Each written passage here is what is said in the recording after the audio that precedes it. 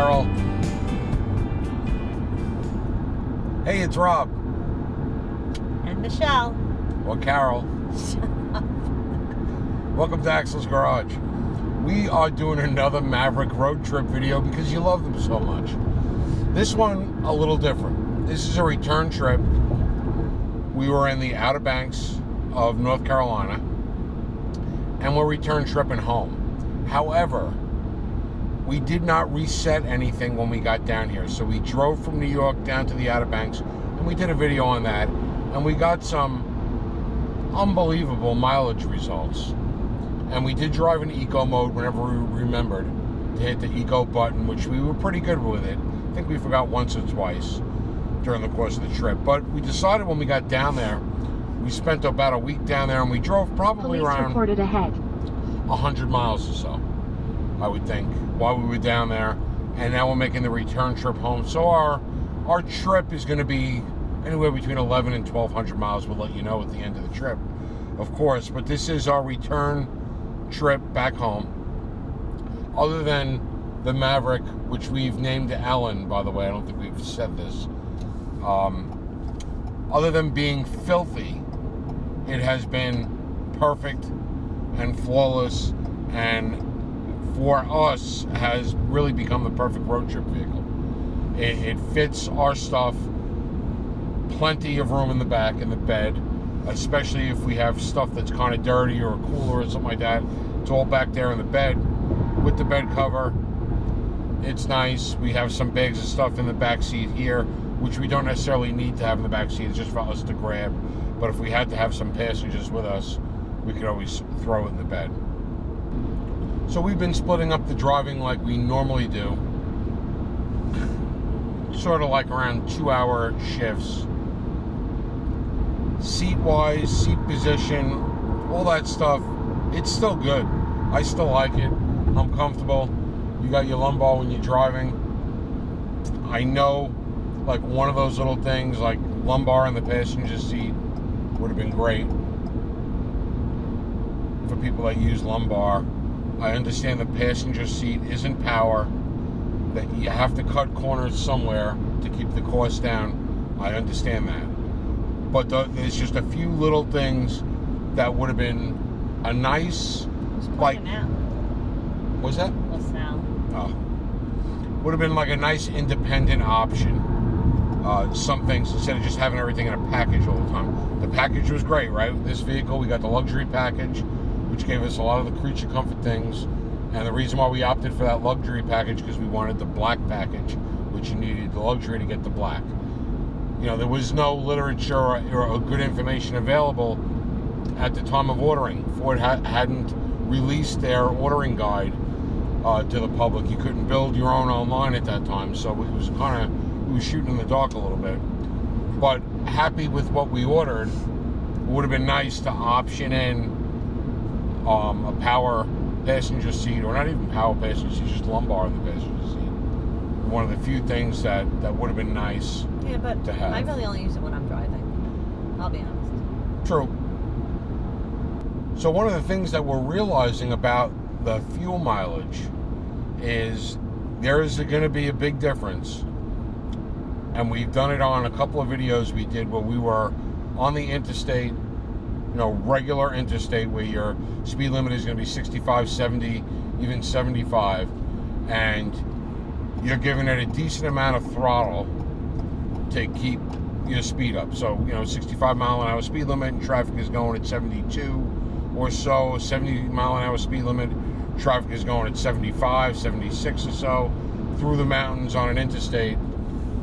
You know, you definitely see how your fuel economy changes, but we still were able to do that through the mountains on 2 trips, one in regular and one in eco mode in previous videos, and we were able to get that 39 to 40, 41 miles per gallon, which highway driving is pretty good. But now we take this other kind of highway trip where we're really not on an interstate for a long period of time. So we do have, you know, once we get out of New York City, we do have the Jersey Turnpike. So from the Jersey side of New York all the way down to the Delaware Memorial Bridge, it's the Jersey Turnpike, which is an interstate. It's 65 miles an hour, no mountains, but it's an interstate drive. However, coming down, it was a lot of traffic. So we weren't doing 65, we were doing 55 at the most, 50 to 55, and we noticed our miles per gallon was up a lot. And we pulled into our first stop in Maryland, which we stood overnight at a Chevelle show. We did a video on that also.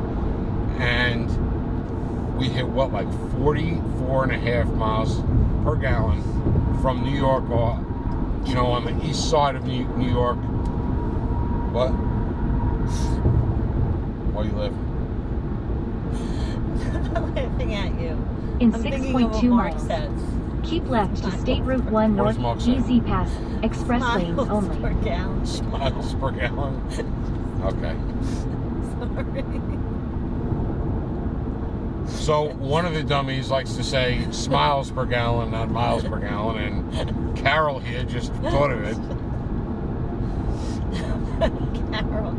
So, anyway, we hit 44 and a half miles per gallon. If we were driving the Chevelle, it would have been smiles per gallon, and it would have been closer to 9. I know that. However, that was, I think, due to the traffic.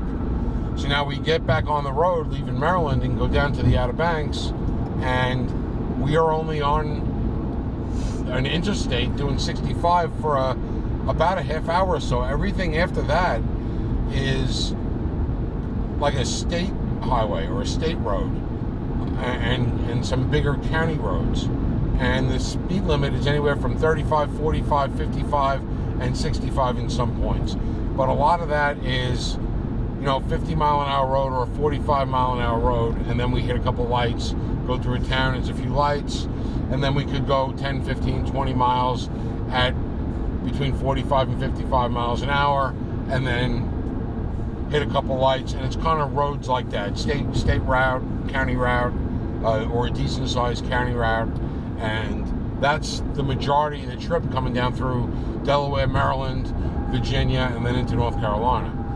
And we're noticing that kind of driving, and no mountains either, but that kind of driving is really where the whole hybrid system seems to shine. Because there was some points when you were snoozing before, I was driving, and we had a podcast going, so I don't really hear or feel it switching back and forth from electric to gas, or both of them. Like, you don't know when it's both of them going, but when you're all electric, because something comes up on the dash the way we have our display set. And I didn't even realize I was doing like between 55 and 60 miles per hour. I look down, and I'm on a flat grade, so there's no incline or anything, and I look down and realize it's in electric mode. And I'm cruising, and I must have cruised for a good 3 miles, 4 miles before it popped back into gasoline mode. So that's pretty cool. So we'll take you on a little bit of the trip, and then we'll give you an update on what our mileage is at the end of the trip. And I think it's going to be about 1,200 miles total on this trip.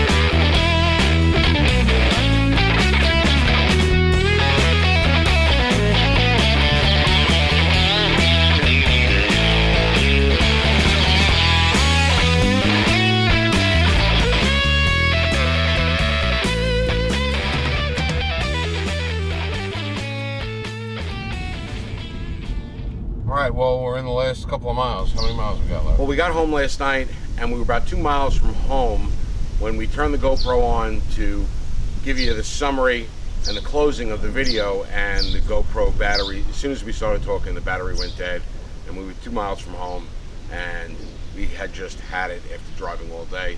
So we'll give you the summary now. In the end, 43.9 miles per gallon on the entire round trip, and that was 1,100 miles. So we're about 500 miles going down there, about 100 miles driving around, 500 coming back, 1,100 miles, 43.9 miles per gallon. We did use eco mode most of the trip. However, we didn't try to hyper pedal or hyper mile or whatever the hell they call that shit.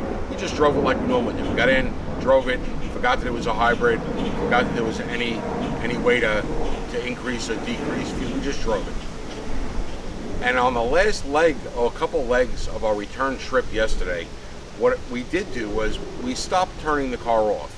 And the reason why we stopped turning the car off and we ran in and got a cup of coffee or stretched our legs or used the restroom, we just left it running, locked it up, being able to use that keypad on the door, very convenient.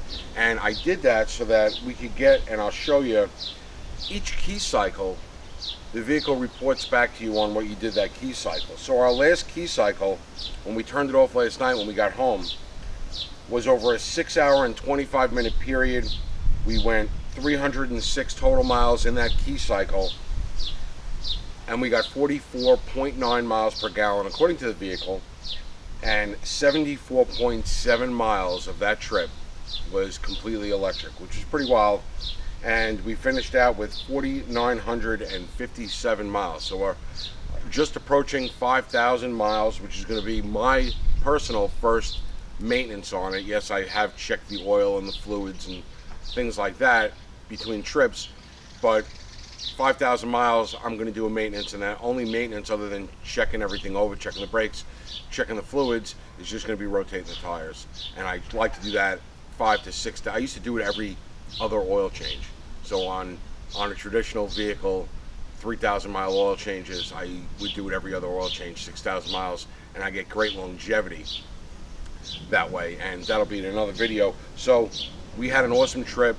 We were absolutely comfortable driving it without a hitch, and the mileage has been unbelievable. And that's the reason why we bought it. It was an inexpensive vehicle that was comfortable, that was roomy enough on the inside, had enough bed space for what we really need.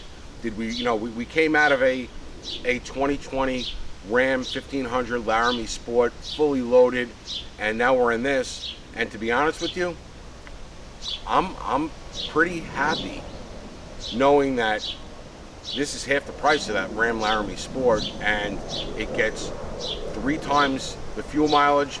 The bed is big enough for what I really need it for. Yeah, there's that rare occasion that I might need a big bed, but for the most part, this bed does everything I need it to do. The inside of the vehicle is roomy. It doesn't feel small. Yeah, it's not that, high-end luxury, but sort of like you get what you pay for kind of thing, and this is going to pay for itself in fuel savings. If we would have bought that Ram Laramie, we're spending double, and we're using 3 times the amount of fuel for a bed that really I don't need all that often at all.